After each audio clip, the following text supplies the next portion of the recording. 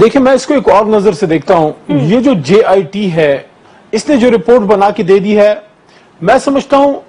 اس کا جو بھی جاسمین منظور صاحبہ ریزلٹ نکلے نا اس کیس کا، ایک بہت بڑا کام ہو گیا جس میں کریڈٹ ہر اس آدمی کو جاتا ہے، یا ہر اس خاتون کو، یا ہر اس شخص کو جس نے اس پاناما کیس کو زندہ رکھا یا اس کو لے کے گئے. میں یہ بات کیوں کر رہا ہوں؟ دیکھیں سپریم کورٹ سے دو فیصلے آنے ہیں نا، یا میاں صاحب کنڈیم ہو کے چلے جائیں گے اڈیالہ یا جو بھی اس کا جو بھی ریزلٹ نکلتا ہے، یا جو ہے وہ کلیئر ہو جائیں گے. اب کلیئر ہونے کا چانس بہت کم ہے JIT رپورٹ کے آنے کے بعد، لیکن قطع نظر اس کے کہ اس کا ریزلٹ کیا نکلے، آپ اس کے امپیکٹ دیکھیں پاکستانی سوسائٹی پہ. جس جنریشن سے میرا تعلق ہے، ایک ایسی جنریشن سے جس نے پڑھا تو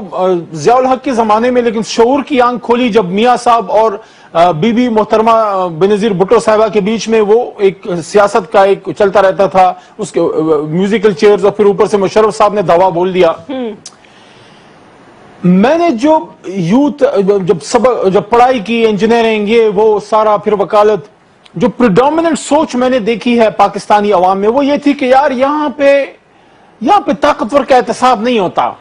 یہاں پہ مالدار کو نہیں پکڑا جا سکتا، یہ قانون غریب مریب کے لیے ہے، یہ کمزور لوگوں کے لیے ہے، یہاں پہ بل نہ دینے والے کو تو عدالت میں جیل میں پھینک دیتے ہیں، لیکن جو فیکٹریوں کی بجلی چوری کرتے ہیں، اربوں روپے کا کھاپا وہ کرتے ہیں، ان کو کوئی کچھ نہیں. یہ جو ہوا ہے نا آج کے بعد چاہے جو بھی ریزلٹ نکلے، نہیں جو بھی ریزلٹ کیا مطلب 19 گریڈ کا افسر جو چوری کرے گا، وہ سیاستدان جو کمیشن کھائے گا، نوکریاں بیچے گا، وہ کوئی فوجی وردی پہن کے اگر کرپشن کرے گا، یا کوئی جج اپنا عہدہ بیچے گا، اپنا ضمیر بیچے گا، کوئی پولیٹیشن یا کوئی بزنس مین جو پیسے ناجائز طریقوں سے کمائے گا یا ٹیکس چوری کرے گا، وہ ایک لمحہ ضرور یہ سوچے گا کہ اس ملک کے وزیر اعظم کے ساتھ کیا ہوا، اس کی فیملی کو کس طرح احتساب کے کٹہرے میں لایا گیا، میرے سے بھی ہو سکتا ہے. یہ وہ سوچ ہے جس کو بھی پروان چڑھانا ہے کہ پاکستان میں everybody is equal before the law. جہاں تک JIT کی رپورٹ کی بات ہے، ایک بات میں آپ کو جاسمین منظور کہنا چاہتا ہوں